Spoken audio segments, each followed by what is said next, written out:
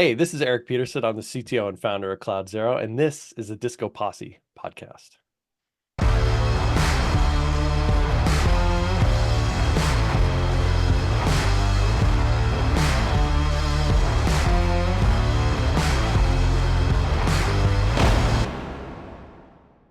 All right, I love it. Just the fact that when I knew this conversation was coming up, Eric, first of all, awesome because great name, and secondly, I've been a huge fan of both your team and your content style. Mm. You got a fantastic production setup for how you do your microphone and video setup, but more than anything, it's the content itself that matters. And you and I pretty much, as they say, got along like a car on fire. I think when we first said like, "Hey, let's have a quick chat," we immediately just dove into like non sequiturs and great tangents, and it was like, "Oh, right, what were we meeting about?" You're so fantastic to chat with, and I'm a big fan of what you and the team are doing at CloudZero. Mm, But for folks that are new to you, if you don't sure. mind, give a quick intro and a little bio, and then we'll jump in. We're going to talk about the why every engineering decision is a buying decision. Oh, I love this topic. And this is the dilemma of passion, right? We both have it. Maybe it's an Eric thing. I could go with that. But we definitely have passion for this topic, and we have passion about talking about it as well. And there's so many different angles we can come at from this point of view. Every engineering decision is a buying decision. That has been my mantra. I started the company 8 years ago. So, for those who don't know me, I'm the CTO and founder of CloudZero. I've been living in this, I've had my head in the clouds like many of us for I don't know, a long time here. And I had a simple dilemma. I was building systems and I had a really tiny budget and I couldn't figure out how I was going to actually make this effective because I knew that if I, blew that budget when I was starting to build long ago before Cloud Zero, that like any good engineer, I wanted to play with the toys. Yeah. And if I blew that budget, they were going to take my toys away. So I gave the team a non-functional requirement. We could only spend this money. And if we went beyond that, well, then we were going to have a problem. And that changed everything for us. That was well over a decade ago. And we ended up creating something that was pretty innovative in my past life when I was at a security company, Veracode, building some really amazing tech. And it was all because of this constraint around cost as we started to build in the cloud. But wow, that was a successful project. When we started growing, we ran into other problems. How do we make this work for the rest of the engineering organization? And it's a hell of a thing to do to solve your problems by starting a company, but that seemed to me Yeah. at the time the right thing to do. So, I started this journey with my co-founder Matt Manger many, many years ago. And here we are. We're almost 8 years into it. And I think the conversation is we're in the right place at the right time in many, many different ways. But this, you can call it shift left, you can call it whatever you want, but the answer is it always comes down to the people building the software. They're the ones in the driver's seat, and they have a position of immense power in the cloud era because they make the buying decisions now. And it's it's Right. it's a beautiful, it can be a beautiful thing if if you embrace it. Well, what is more interesting to me in general about your approach to this particular problem, rather than like, hey, I think I've got an idea I can build a company around, it's very interesting that you accidentally companied. Like you built a product that you had to wrap a company around because it was so valuable as a platform and a problem solution. Like that you found product market Oh, fit in your own backyard, which is one of the best things. Like if we solve our own problem, then you look to your left and right and you realize like, hey, anybody else got this problem? They're all like, hands up. Okay. yeah. How'd you Now get to I'll try tell the you, it platform? wasn't, yeah, hands up. I'll tell you, like, it didn't always start that way. I think I gave a talk at DevOps Days Boston back in, gosh, 2018, perhaps, maybe 2019. And I think people would have thrown tomatoes at me if they could, right? Because here's this guy up here saying like, all that work that you guys are, you're already buried under all these other things. I want to add one more thing to your agenda. And people are like, I don't have time for this stuff, man. Like, why is this my problem? Somebody else is buying this stuff. And and it takes time. We saw the same thing happen in the security space. I come from a security background. I spent 20 years in AppSec, and the first 10 years was all about trying to get our arms around this problem as a company. Like, hey, maybe the AppSec team or the security team can solve this security problem. And then there was a very definitive shift. Actually, Bill Gates wrote his trusted computing memo. He said Microsoft's going to stop writing software until we start thinking about security. We're going to spend a Yeah. year. They end up spending like 2 years basically just fixing security bugs. And um, and it was at that time that everything started. I think this like shift left thing really started to coalesce in people's minds. Was like, wait a second, AppSec is it's just security bugs. They're bugs. It's software, right? We need to make sure we build software that can't be popped with the SQL injection or cross-site scripting or something like that. We have to think about this. How do we get this kind of incorporated in the systems that we're building? So there's a lot of training, there's a lot of outreach, there's a lot of like socializing this, and there was a lot of pushback. I remember in those days there was a lot of pushback. Right. And so now I see a ton of parallels in this space because before it's like finance team is off making decisions and you don't know what they're doing, but eventually they squeezed that rock as hard as they could in the cost space.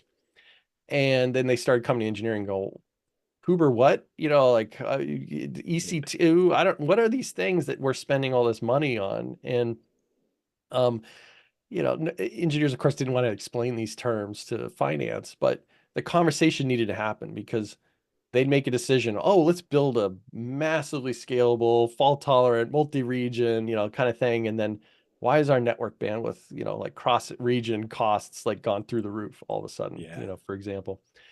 So, that's a buying decision that somebody made. And, like I think I would like to believe, that good companies come from good problems. When I was first kind of like thinking about the investors that I wanted to talk to in the early days, I would often get asked like, okay, so what's the idea? What is the thing that you're out there kind of iterating on right now?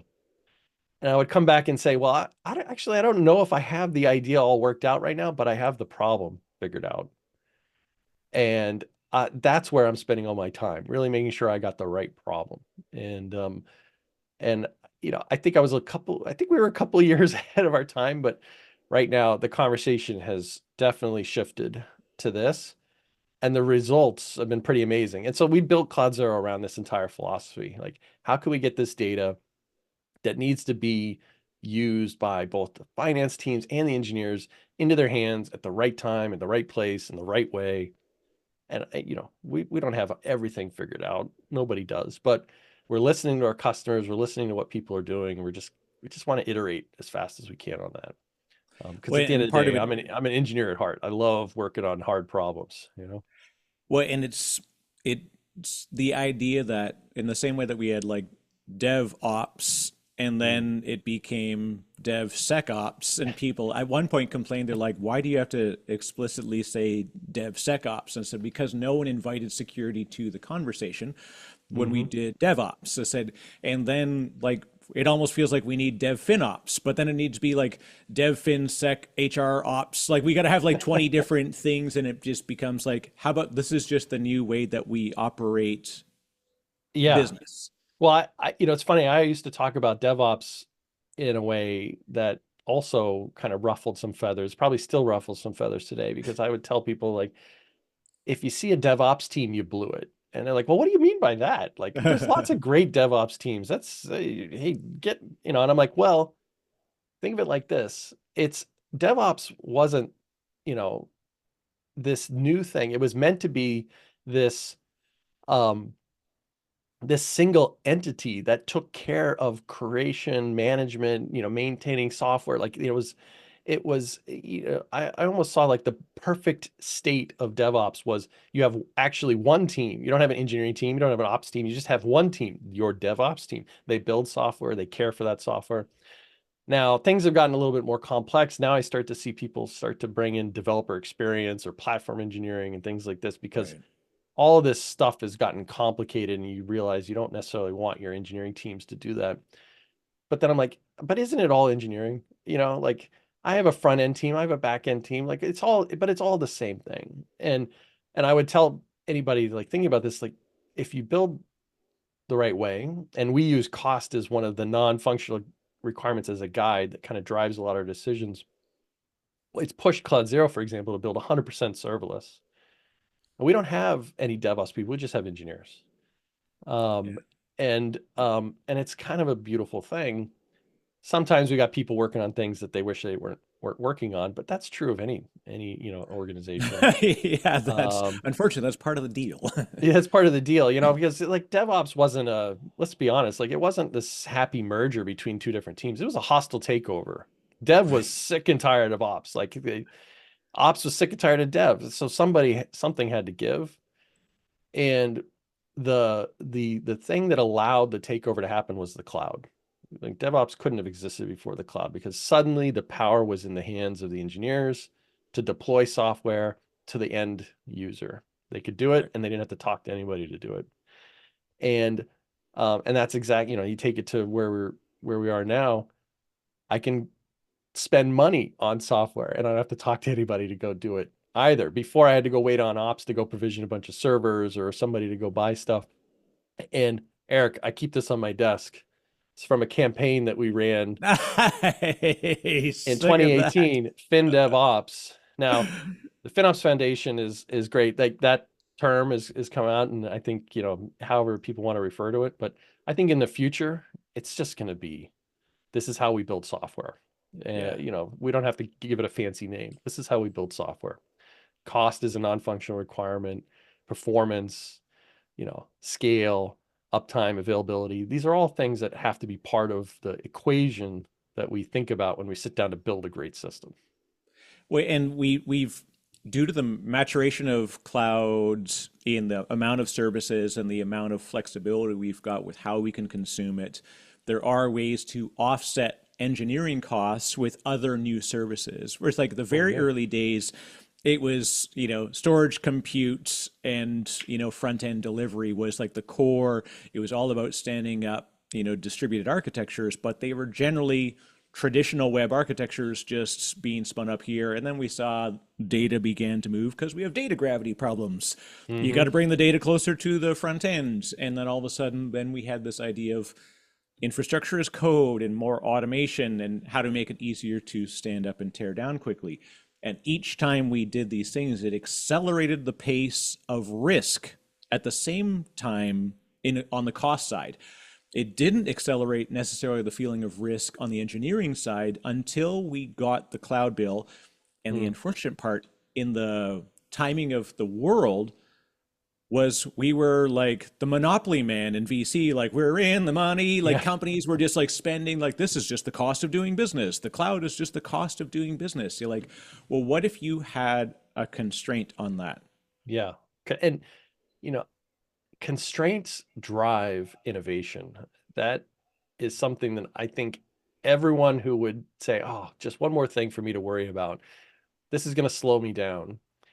I would like to flip the script on that a little bit with the way people think about it, because constraints truly drive innovation. You think of some of the most innovative, crazy like ideas that were before their time or things that people achieved. Like take my favorite example is the Apollo 11 like guidance computer, right? Like this unbelievably constrained system put a person on the moon and caused all kinds of like innovations to happen that we are still benefiting from to this day.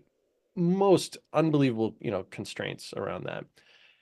The same thing is true in our space, in terms of building software, but we used to, these constraints were kind of implicit, in the sense that, all right, folks, we've got a new project. There's 10 servers that have been procured for us and they're ready to go. They're sitting in the data center. Here's the problem. Here's what we're going to do. And constraints are there. I already know how Yeah. much disk I have, how much memory I have, how much network I have, how many servers I have. Like I'm going to have to make it fit into that. And nobody really like talked about it until they reach a point where they go, it can't be done. But most of the time people figure out how to do it. And I call this the flip, by the way, because there's this other thing that's happened in cloud as far as, as it relates to cost is like prior to cloud, we thought of optimization and efficiency in terms of my ability to maximize my utilization of resources. So if I had 10 servers and I use 3, well, somebody already paid that money. I'm being inefficient. I should be maximizing my utilization of those resources. In the cloud, we have a much harder problem to solve, which is optimization and efficiency is about minimizing the use of resources. And that is a really hard thing to understand. Ask somebody like, do you think you can make it fit into that box? Yeah, I think I can make it fit into that box. Ask somebody, how big should the box be? And they go, oh, I have no idea, right? Right. It's a harder question. So this is the flip that we're all grappling with. And the easy thing is to just say, well, I don't know, if I can have 100 servers, why don't we just add 100 to the Terraform template and hit go? Like, let's just make it happen. And not really ask like, well, maybe I could get by with just one. Right. So, so we have that flip going on. We have all these kind of thoughts going on because, I mean, I've got you and I, we've got infinite scale now. Like, remember back in the days when we worried about scale? Like, do we Yeah. worry about scale anymore today? I mean, And at some point, I remember in the OpenStack era, when I was like deeply involved in OpenStack on the community side and doing a lot of work with it, and it was fun because this idea of like ubiquitous cloud computing in the private data center was an interesting idea, and one of the counters to the value of public cloud computing was always like, is it really infinite? And like, seriously? This is the thing the hill you're going to die on. That like, well, if technically it's not infinite, like that's not a good counter. like, sure, but you know what? The cloud providers are working pretty hard to make it infinite. Although, AI is certainly driving a lot of consumption on the, GPU, piece. I read something the other day about, like the constraint on, GPUs. It used to be driven by Bitcoin mining. Now it's driven by Yeah. AI, right? And um, The which sad I part think is is, everybody's gonna so they're angry at all these Bitcoin, like all these bloody Bitcoin people because they made all this fake money, and then they're like, haha, I got you, Bitcoin went down. And like, well, it went actually back up really, really big. Oh, and yeah, by the way, those people they own all the GPUs in the world. yeah, yeah. Now they're I gonna rent them to wonder, you. I wonder at what point do they realize that there's actually an economic incentive to move off of mining to maybe, doing, I don't know, Gen AI model creating new models or, computing. Like, there's going to be a It's like real, someone thinking they're a gold miner and they're going through this and like, God, all this stupid platinum everywhere. I'm looking for gold. yeah, And yeah, they accidentally discover the most valuable thing to the world.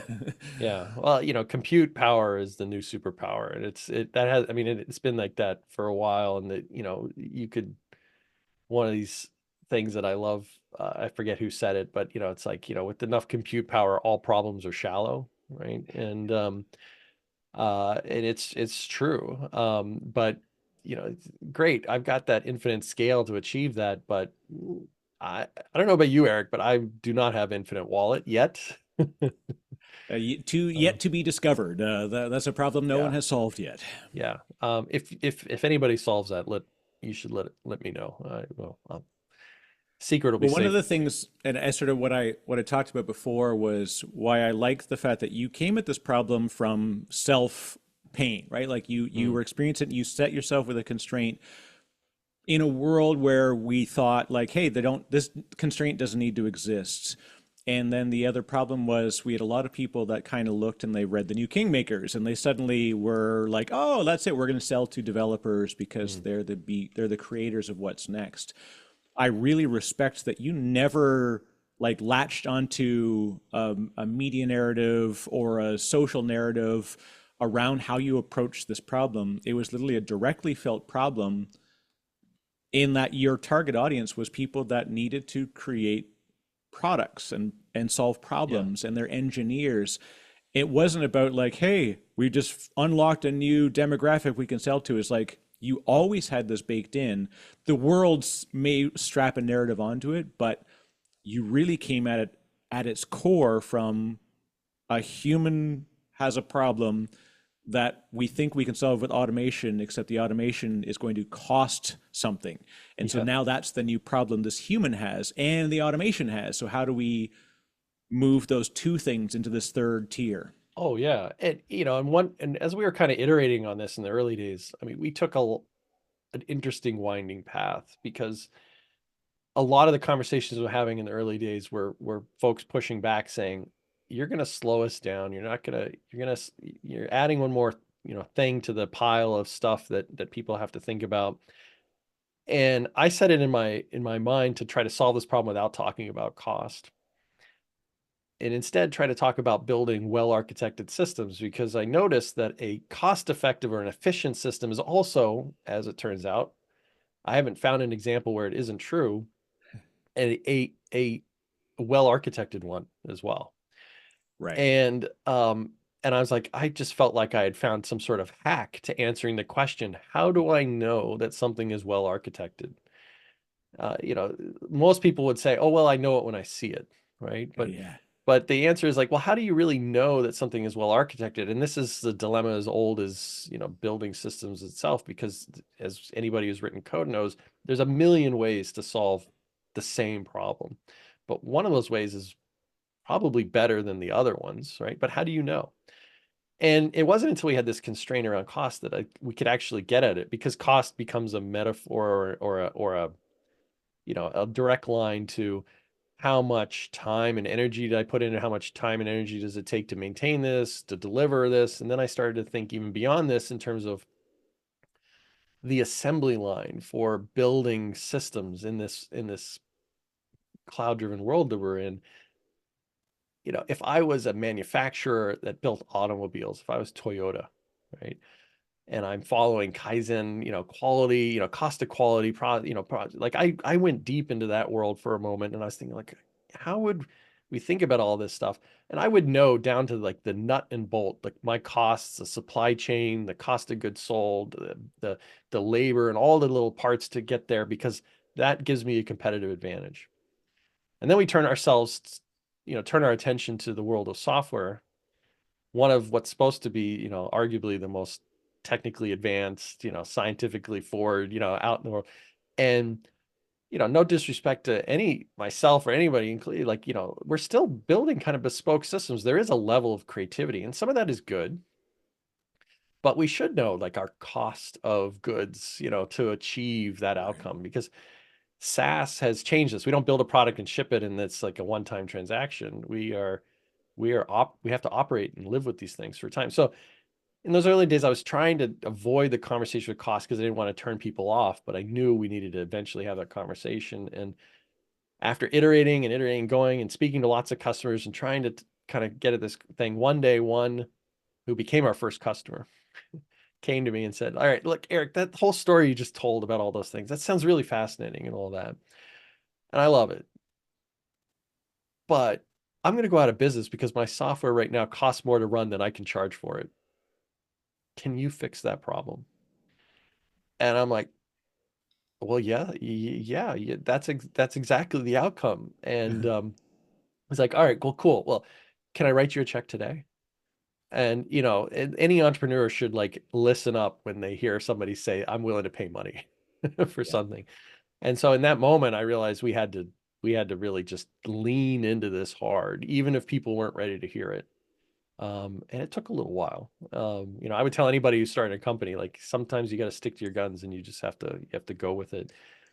But It's always tough because we like everybody like they'll read like hatching Twitter and the Facebook story and all these mm, things and they're like, oh yeah, you just because you read it in 5 hours doesn't mean it took 5 hours to create this history. Like there's we took out a lot of the long unfortunate bits in chapter 3, because yeah, no one tells you that chapter 3 was 2.5 years. Yeah, yeah. chapter 4 was a month.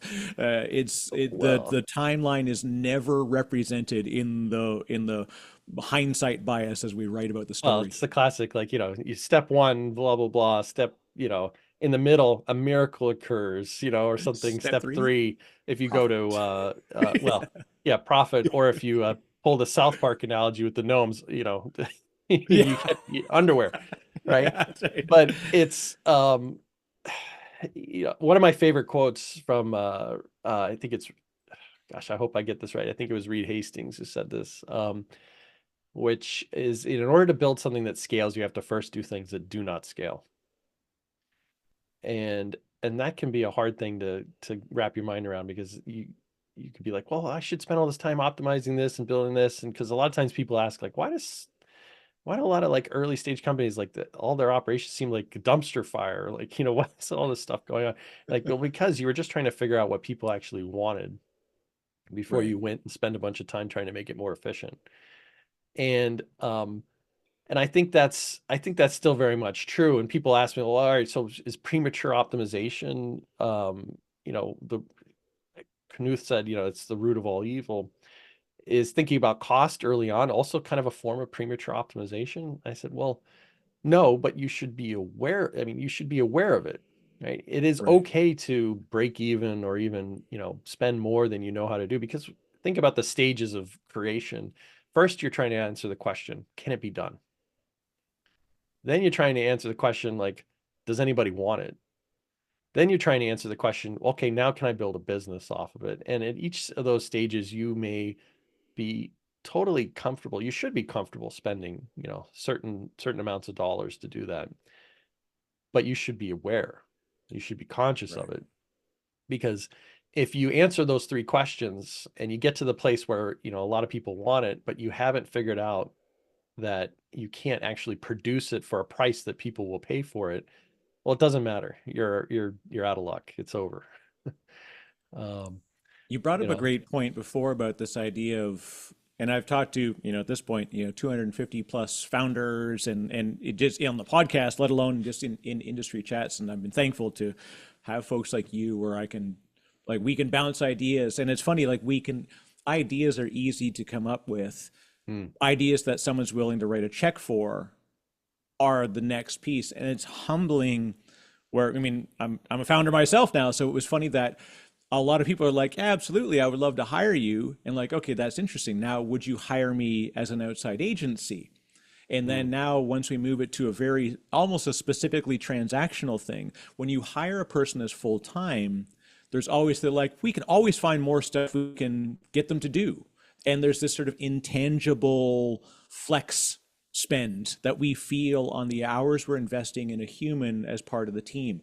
When we invest in agency or software or anything that's outside as an external service, hmm, it becomes much more transactional. And it's the forcing function of that is we immediately go, what's the ROI that I can generate from this? yeah, And then so it becomes the classic marketing thing of like, dear, Mrs. or Mr., founder, engineer, business representative, it seems you struggle with a problem which is holding you back from achieving X business outcome. And as a result, and so we then think we offer a solution that can solve this problem so that you can Y, and it will cost X, which means that the value is greater than the cost. yeah. Now, hopefully you got the Sounds math right, right? sounds fundamental, right? Yeah, if you got the Yeah. math right, then you have a business. And that's something I tell a lot of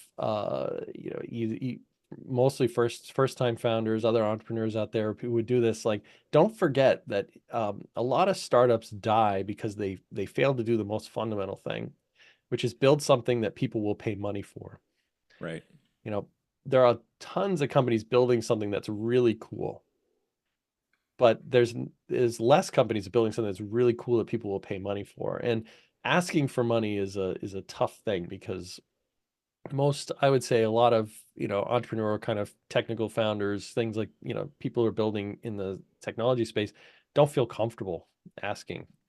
Yeah. And it's something I really had to I feel learn how to. seen. Yeah, I had to learn how to be comfortable with it. I would have these conversations, Matt and I, in the early days, where we would say, all right, and you have to think about how you're planning on, what market you're approaching. Like if you're doing a PLG, product-led growth kind of motion, you're thinking about, well, all right, so I got more of a per user monthly kind of cost. Like what's the most that, like, from a per monthly subscription, somebody signs up quickly, like will they tolerate that? Will it generate that? Or maybe I'm building an enterprise product and you've got a different price tag. CloudZero, we were focusing more on the higher end of the market, because I believe that product-led growth for a lot of like advanced cloud stuff wasn't possible, because you have all these security requirements, you have all these compliance requirements, you have all these IT requirements, you have a lot of people who have to get involved in approving that I'm going to connect, my platform to your environment. And that means I need to have my security very buttoned up. I need to make sure that I'm trustworthy, and that I've proven that I'm worthy of all these things. And that means, it's not going to be a conversation with just one person. But whatever your model is, you have to think about, okay, how much am I going to charge for that? And then ask. And it may be the most uncomfortable conversation that you could ever have, but it is unbelievably insightful because, I noticed in the early days when we were just talking about crazy ideas, I could sit down with a prospect or, someone and just talk about these ideas, and everyone in the room would be going, "Oh, that's so amazing. That's awesome. I love it. Wow, this is so innovative. Like, we're on to something." And then you'd ask the question. And for me, the magic question was, okay, I got to ask, would you guys pay $100,000 for it? And 9 times out of 10, I'll tell you, people spit out their coffee and they go, "What? No, no. Oh my God, that's too much. Are you crazy right now?" Like, I'm like, "Oh, okay. All right. Um, why not?" And then we would suddenly get to the meat of it. Like, well, it's just to the equation, right? Like, well, the ROI on that isn't exactly where it is, right? Like, but something magical would happen in that conversation where they'd say, "But you know what? If you could, like, change this a little bit and actually add this and do that, I would pay $100,000 for that." Right? And whatever your number is, it doesn't have to be Yeah, 100,000. yeah, I would pay that amount for that. And there was like the nugget, the most important nugget of information that I could have gotten out of that meeting. Um, and a lot of, entrepreneurs don't do that. I talked to another founder who said also, like, don't go out there building something until you know how to sell it. And I'm like, I'm not a sales guy. Like, what, yeah. what do you What it's mean? I know that one very well just because, like you and I both come from, builder backgrounds. Mm, I was a systems architect and I came from that side. I did blogging, got into the, evangelism, world, because I was a blogger. And so I knew the business and the technology. So it made it easy to kind of make that move. But I mm, still wasn't in selling. And I always even told myself, and when I got hired at my first, big job at a tech firm, I was like, "This is awesome. I'm an evangelist." And I said, they're like, "Hey, can we get you to jump on a call with us?" I said, "Absolutely." I said, "But I'm going to tell you that I don't sell things, yeah. and I don't even stand next to people while they sell things. I'll come in, I'll excite you about the technology and the capabilities. I will help to understand where there's a potential fit, and then I'm going to basically tap out and I'll peace out and I'll let you guys handle the rest of the conversation." And in a way, it was I did it as a bit of a self credibility of like, "Hey, Mm, I can tell you as a technologist why I believe this is interesting. And I would love to get you to be excited about that. And then this helpful team over here is going to attach a value to it." I could give them an intangible value, but really it comes down to contract negotiations. hmm And so I kept telling myself, like, "Yeah, I'm not in sales, not in sales." And then, like, but I knew I was lying to myself that I was absolutely in sales. It's just that I wasn't caring about a quota, right? Yeah. Yeah. You were the one who was articulating the value, right? You were the one setting the stage for that. Y- Showing up, talking passionately about it, sharing that, getting people to be engaged in the same way, s- finding that connection. Like, we all love that, like, part. Sometimes we just don't like oh, and by the way, it costs X dollars, right? Yeah. But all of the real, like, and I don't, it doesn't, it's, if done right, it isn't really selling. It's just sharing passion and getting other people to be passionate about the same thing done right. And it is so important because if that wasn't done, then the next conversation, well, hey, do you want to spend, some money on this? They're going to go, "What? No, I have no passion for this. I'm not excited about this." But no, you did your Right. job. You got people excited about it. People are going, "Okay, we've got to figure out how to do this." And people are reasonable. It's just part of this, like, this journey of building a company. Honestly, there's so many different layers to it. Um, and I honestly, I love it. From so many different dimensions because every single day I'm basically operating outside of my comfort zone. Um, Yeah. and and that's where you like get to learn stuff. And at the core for I think a lot of technology people is like, why did we get into this? Why are we built this way? It's because we freaking love learning new stuff, right? I Yeah. actually I think I still have the domain for it because I had this idea of a book. You know, again, Mm. a book that I haven't asked anybody to pay for, so this is why I never wrote it. But it was literally just called "Doing Uncomfortable Shit." Like Yeah. this is what sometimes you have to do this in order to Hell get through to what's yes. next. Yeah. Yeah. I don't know. Maybe you might have the same problem I do. I have like probably like 100 different domains from 100 different ideas that I Guilty, pay guilty. like the fee on every month going, well, maybe one day I'll get around to it. And I think my Route 53 bill is greater than my EC2 bill. yeah, totally. Right. Exactly. That's how the step one, that's how you know you have a problem. But you know what? It's okay. There's a I support group collect for us somewhere. domains, bicycles, and guitars, and I don't know whether any of them are actually good for me, but I sure feel like I have fun with them all every day. There you go. That's all that matters. I know. Yeah. Now, Eric, you've been interesting in that you do have the technical chops, and you are a unicorn in that you can represent the value to normies, right? Like, and to engineers. And I hadn't realized that, you know, I was lucky enough to be surrounded by people that gave me an opportunity to move towards that thing. And then the more I looked, I found myself in kind of like rarefied air around CTOs who were able to split the line where you can genuinely show the value, but then you can dive into the nerd bits, as we would call it. Oh, Did well, you I consider know it no greater privilege to be able to than to be able to do that. Like, it is a when did you privilege. know though that that was different and that was something that you could also capitalize on? But I don't mean it in that like just like something that Yeah. you were differentiated from a lot of folks with. I think, I mean, it goes back a long time. I don't know when I became conscious of it, I guess, but I joined my first startup. I was living in New York. I was working for a financial company, Moody's, investors in New York, and a security sales rep came to sell me something called an application firewall back in 1999.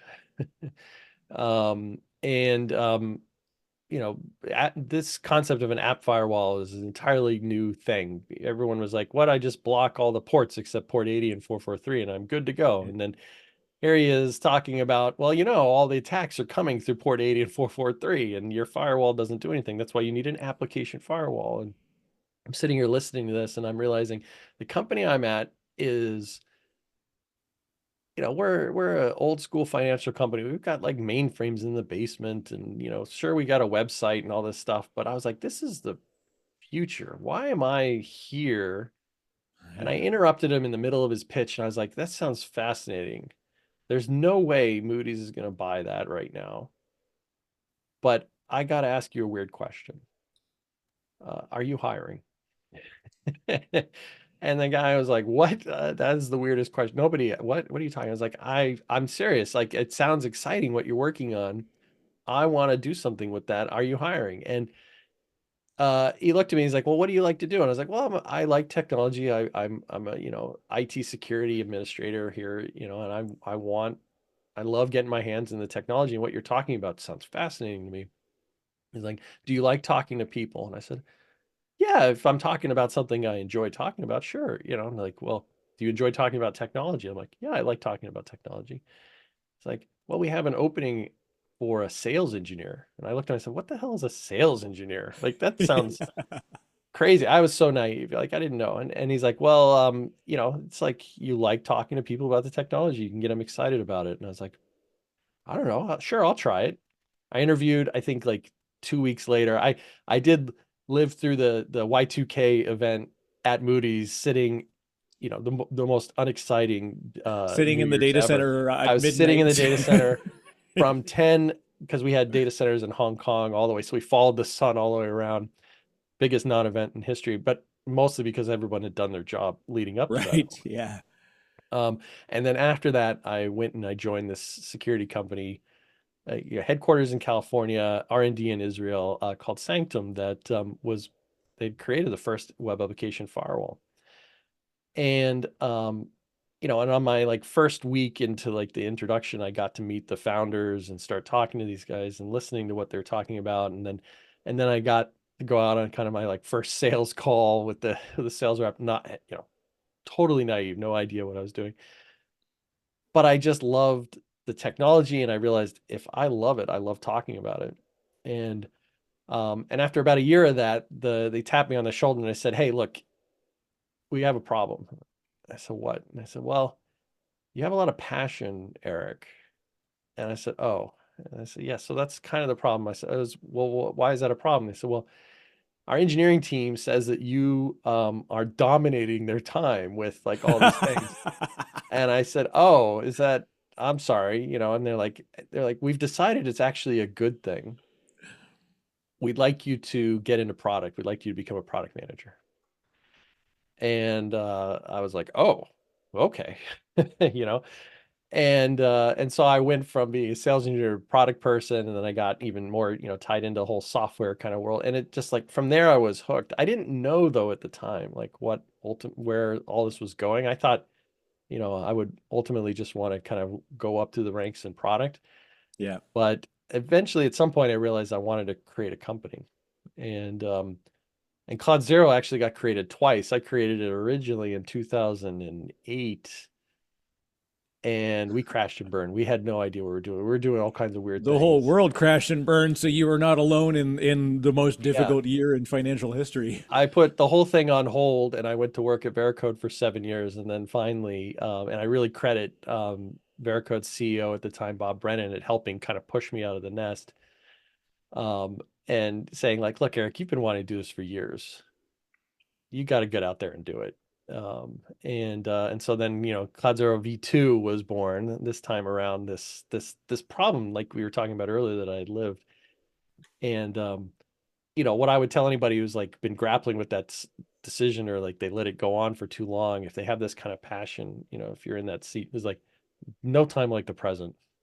Don't let life get in the way of like doing this stuff. You got to jump at it with both hands. So, you know, and it helps if you're in the right place at the right time. There's so many things that got to go right. There's definitely a confluence of things, but Yeah. there's an incredible, I have an incredible respect for that person to do that. And I was lucky in my own situation too, when I was like I was at Raymond James at the time, and I was Mm. going to an event, and I would come back and I would do a recap. And as it turned out, I was also interviewing at that event for what would become my first, job in the tech industry.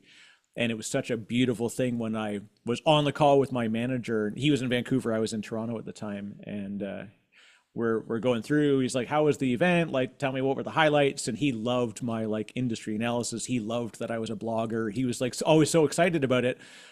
But yet I was still, working like crazy for the team and building things. And then I said, it's like an hour in. I was like, "Well, if you don't mind, can you close your door?" He goes, "Eric, I closed my door at the start of this meeting." I was just waiting for you to just tell me when I needed to.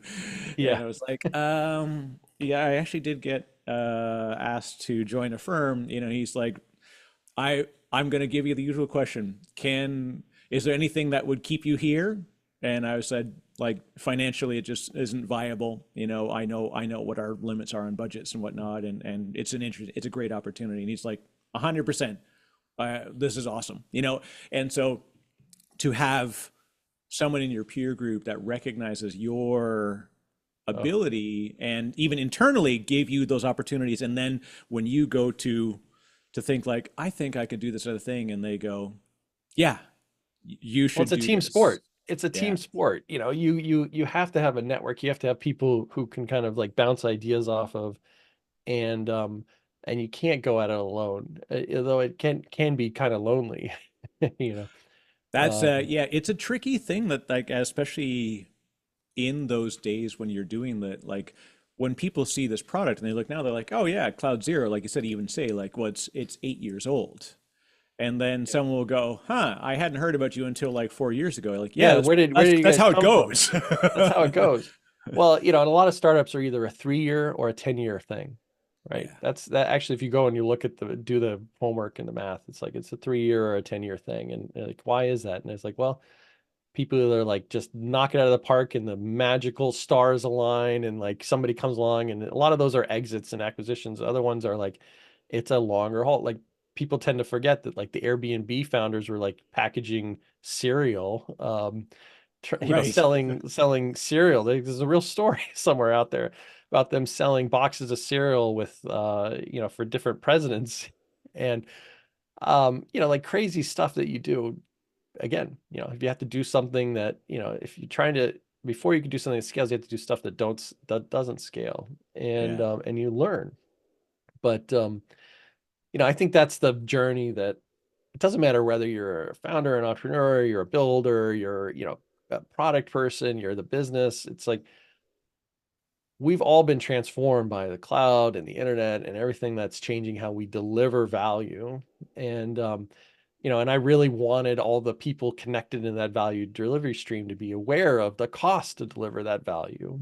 And and I wanted them to be able to get that information in a timeline that was relevant for them when they're building it. Nobody loves being, you know, I learned very first and foremost during the whole AppSec journey that nobody wants to be told that their software has got tons of, you know, security vulnerabilities the day Right. after they ship, right?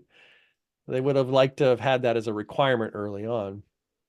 And you know, and so we were pushing the same mantra. Cost must be a non-functional requirement. And then we had Werner Vogels, by the way, CTO at Amazon, get up on stage in 2023 last year and say, hey, cost has to be a non-functional requirement. Cost has to be part of this thing. It's actually one of the benefits of the cloud. You have to architect with cost in mind.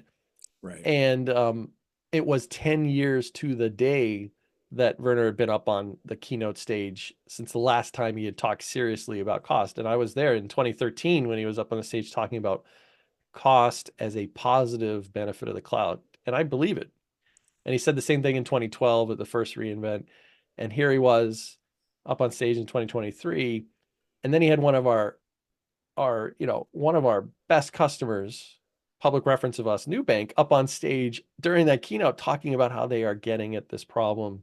Amazing. I fell out of my chair like multiple times because I felt like all the events of the last, you know, 8 years had all just like come to a point where we had the CTO of the largest cloud company in the world essentially telling the world exactly what we'd been saying. And I sat there and I was watching the keynote. I sat there and I was like, pulled out phone. I started tweeting at Werner, actually. I was like, yes, the last time you talked about this was 10 years ago. Like, you know, every engineering decision is a buying decision, right? Werner got back on stage after Cat Sweatle got off the stage and he said, and as somebody just said on Twitter, every engineering decision is a buying decision. I was like, that's it, I'm dead. Just put That's a fork in me. I'm I done. can go I would home have now. liked if he said, like, you know, this guy EriK, who I don't know, but you know, like, it would have, but at the same time, I was like, how like amazing that we are at this point, because here we are like suddenly starting to think more seriously about this. And um, you know, and I think the cloud providers will never quite get at this, but this is also a big part of our thought process on this, which is I should not care how much money I'm spending on EC2, but I should care if I'm a company that delivers meals, how much it costs to deliver a meal using, you know, the Right. cloud. Or if I'm a company that does credit card transactions, what's the cost per credit card transaction, or the cost to onboard a new customer? Like I have to, you know, visualize this stuff in terms of business, because that's how finance comes to understand what this Kubernetes thing is. It's unit Right? economics that are The relative to unit the output. economics of it all is so critical, right? That's how they come to understand that. That's how they start to understand the assembly line of the software. And I've worked with engineers who have said, like, I've been trying to get the team to modernize and become more, you know, nimble, and I can't push through these initiatives. And I said, well, what if you let's work together. Let's do some of the math.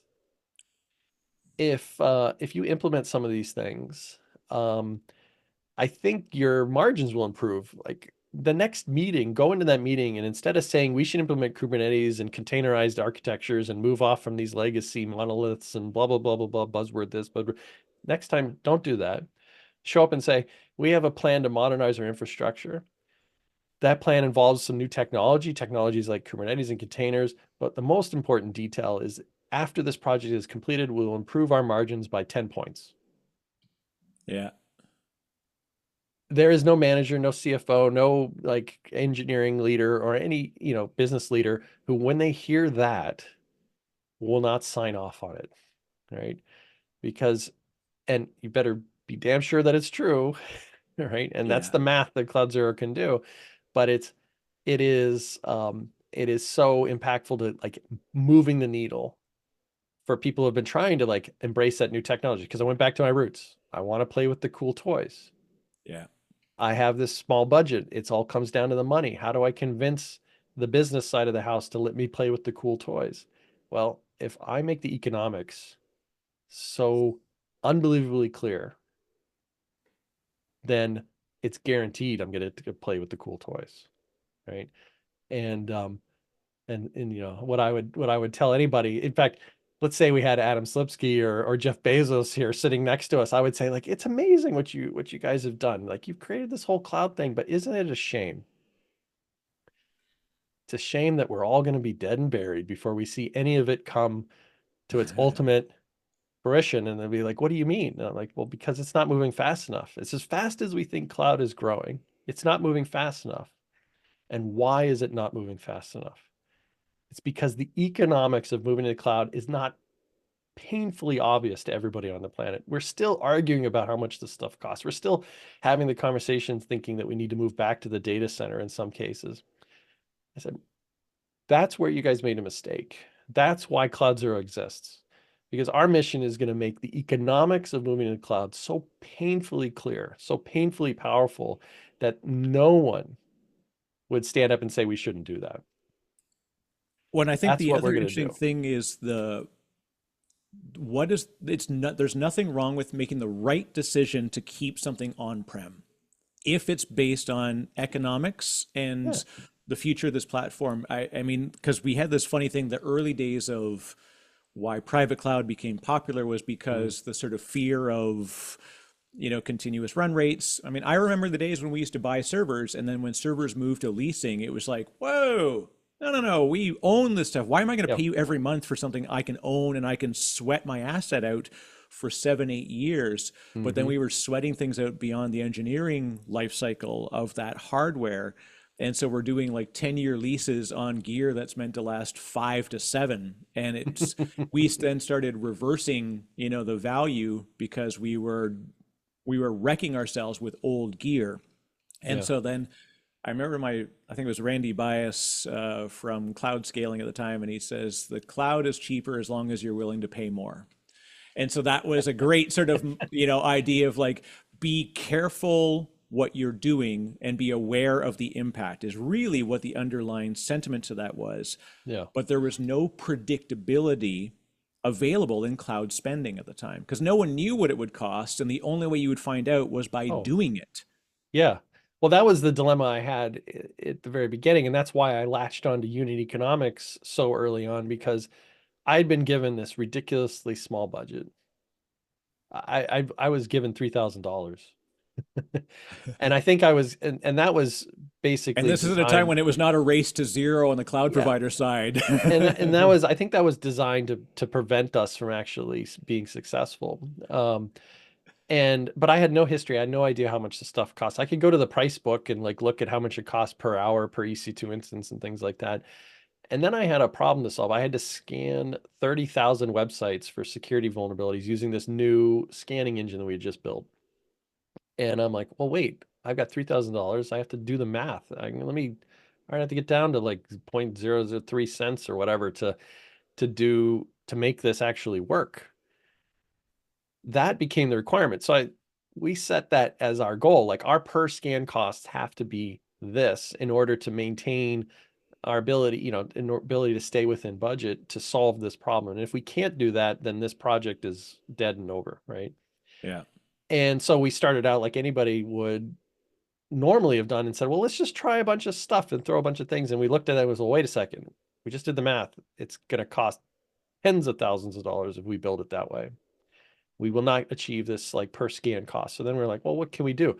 And that constraint pushed us to start looking at more cloud native concepts like spot instances and, auto scaling that we just totally new concept to anybody coming from the data center, like scaling up and scaling down Yeah. dynamically, um, and we started thinking really long and hard about, well, when we scale up an instance, we pay by the hour. What if we only use 5 minutes? Well, we still have like 55 minutes left on the clock.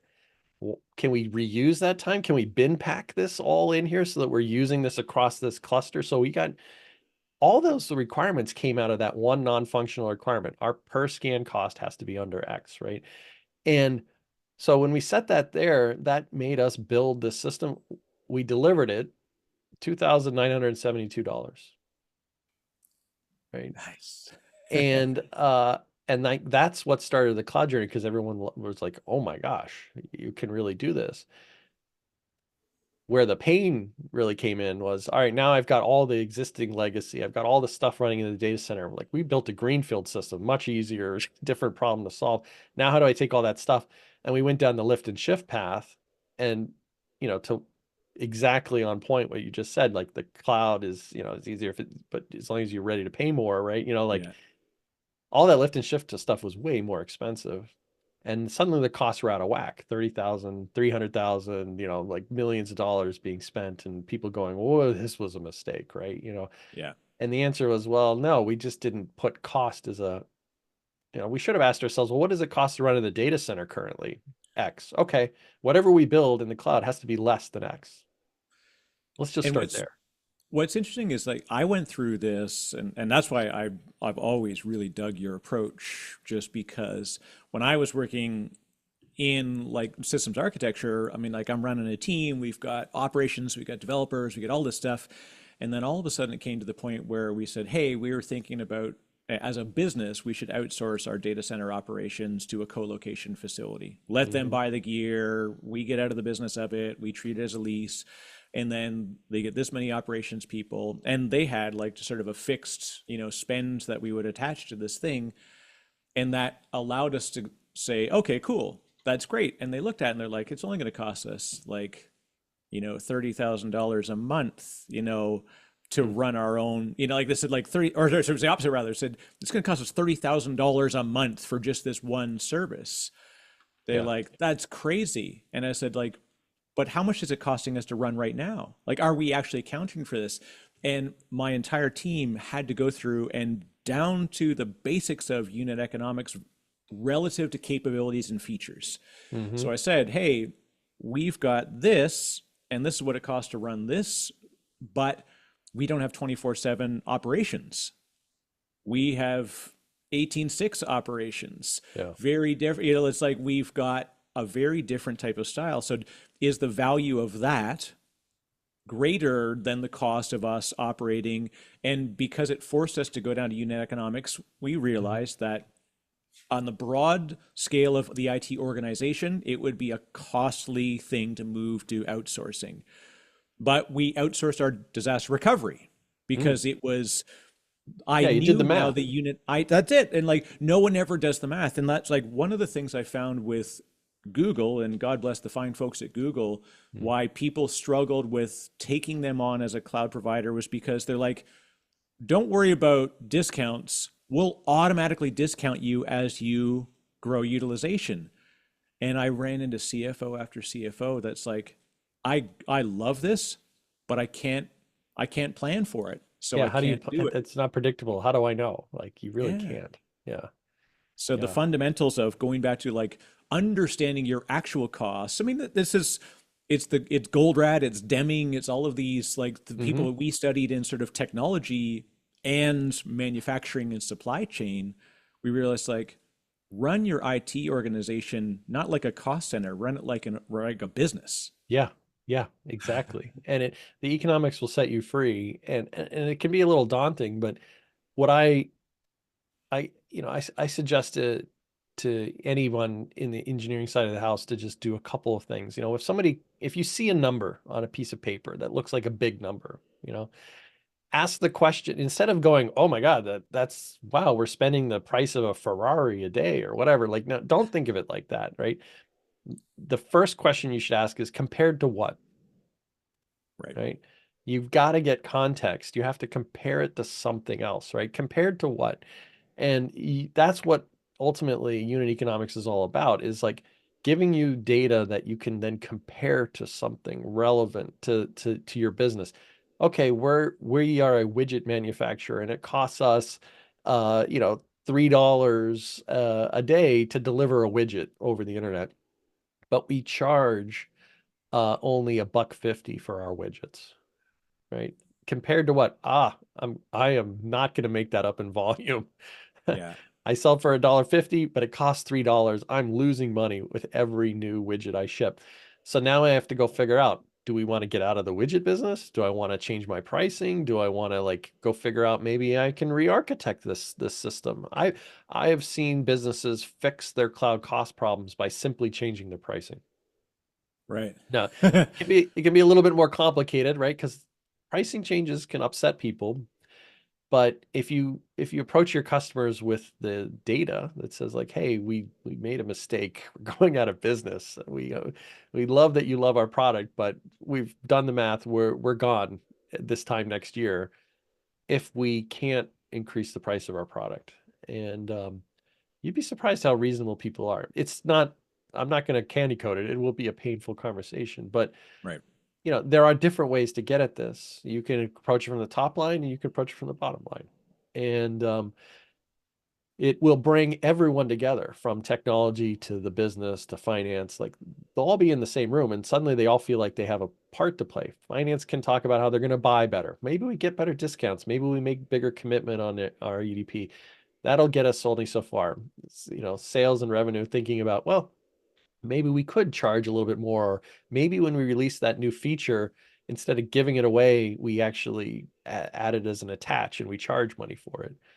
And engineering going, well, all right, we, have all these opportunities to cut costs and this is, what's the opportunity cost to do all that? But based on our goal of efficiency and profitability, we can target this work to deliver the best impact to the bottom line and ignore all these other things. Because I've seen teams go off and optimize and right size a bunch of stuff for parts of their business that was already wildly profitable and made no sense to spend Yeah. any time on. Well, it's tough because we end up with these sort of like these generalizations of like, what's the cost of doing business? It's the same way when someone says to me, oh, it's great, you run your own company. So like when you're eating dinner, they're like, so you can just write this off. I'm like, I don't think you understand how this works. That's not Yeah, actually like, I don't just make my cost disappear and I get the money back for this dinner. It will right. offset against my total taxable burden. And forcing you to actually dive into unit economics of operations, Mm-hmm. it really makes you open the idea of like when we started with cloud operations as a how do I do cost comparisons to on-prem operations, we very quickly got outdone by the idea that what's the potential for innovation at Yes. scale that I can tap into that Right. now I'm adjacent to all of these other capabilities that I'm going to use so that I'm in line to do something better, and I'm already coming at it from a point of thinking unit economics early on. Mm-hmm. And as a work with the CFO, work with the head of product, work with the business, like you have to bring those folks together, which is why I think FinOps is such a great thing that we're finally getting Yeah. the accounting team to show up to the same, discussions as the engineering team Yeah. and making sure that they are speaking the right language. Because look, we do this in business. Use customer language. Don't invent terms. And when it comes to a CFO talking to an engineer, you can't imagine two different, like you need a babel fish to be able to figure out what's going on between those two folks. There needs to be a Rosetta Stone between those two, but I feel like finance and engineering are like two brothers from the same mother. Like they were separated at birth. They both went into technical, highly specialized domains, learned this whole language that exists only within those domains, and have this same kind of geeky passion, for what they have, but wow, do they speak, totally different languages, right? But Yeah. they have the same kind of like roots, and they've just been lacking a framework for how they're going to communicate, because our best customers have the most junior of engineer and the most senior, their CFO or even their CEO logging into CloudZero, both looking at the same data, but both deriving something unique and special for their particular business function. The engineer looking for the cost impact of that line of code that they just wrote, and the CFO trying to figure out if their pricing is in line with, their objectives for the year and how their growth is aligning with their budgets and all, same data, right? And It's that's, amazing. you know, that's what at the end of the day, when people really get into, like, well, what is CloudZero about? Is it just about helping people, save a few bucks? And I said, no, finding the coins in the couch is is a really straightforward exercise that you can do, anybody can do. And sure, we absolutely help people find the coins in the couch, but you do that once, and now you've got to ask yourself, well, what's the long, kind of long-term goal here? And that is, I'm running an efficient business. I know what it costs to deliver value. And ultimately what we're doing is helping people manage that investment, helping people manage this constraint. And I think, big picture, what we're doing is changing how software is built. That's what I wanted to set out to do. When I go back to the helping people build well-architected systems, I want to change how software is built. If you're building in the cloud, this is the most important constraint. And I think that is exactly what CloudZero is doing. I've seen it happen for so many of our customers. And that's the thing that gets me most excited when I think about the future.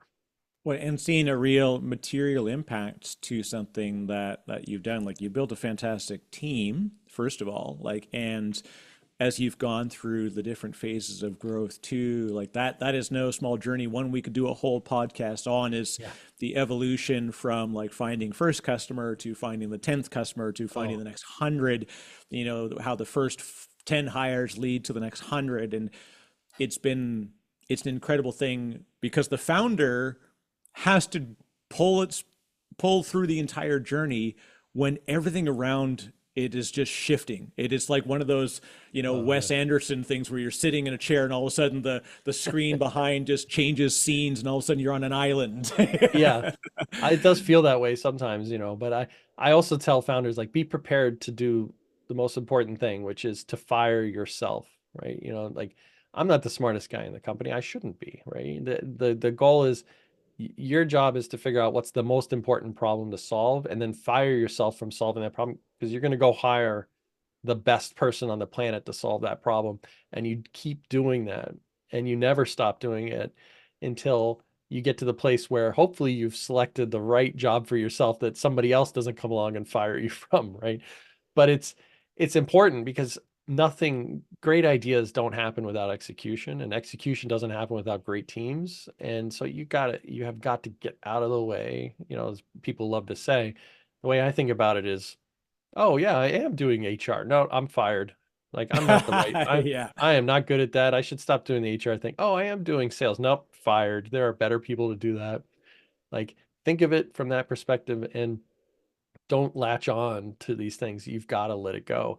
If you don't build that team, you will never get off the ground. Guaranteed. And I love our team. I love the people that I get to work with every day. It's truly an amazing thing. And I took vacation recently, and I didn't feel terrified to take vacation. Like, that's another very important mental state kind of thing. It's a weird thing knowing that when you're somewhere and you think, like, because we never truly sort of like stop thinking about it. What you do, but like it always pops in because I love what I Mhm. do. Like, I'm not gonna, I do what I Yeah. do because I love it. And I forget who said it, but it was like a lot of people always said this, plain and simple. Startups fail for two reasons: founders run out of money, or they run out of energy. Yeah. Yeah. And but when you get to that point where you can be like, oh, my machine is still working when I'm not pulling the levers, it's Hmm. a pretty fantastic feeling. One that's hard earned for sure. And EriK, you've earned every opportunity that's been put in front of you. I always, people always say it must be great, to have been lucky to find these things. And you talked a lot about sort of like confluence of events, and we often call it luck, but I talk about maximizing exposure to luck is how Yeah. you get lucky. you've got to want to be lucky. You've got to, you could pull all sorts of Moneyball analogies at this if you wanted to. You've got to get at bats. You've got to like, it is a numbers game. But you've got to want to seize it when you see it, and then you've also got to be brave enough to let it go and get the best people to get excited and drive their passion. And you're right about running out of energy as times change.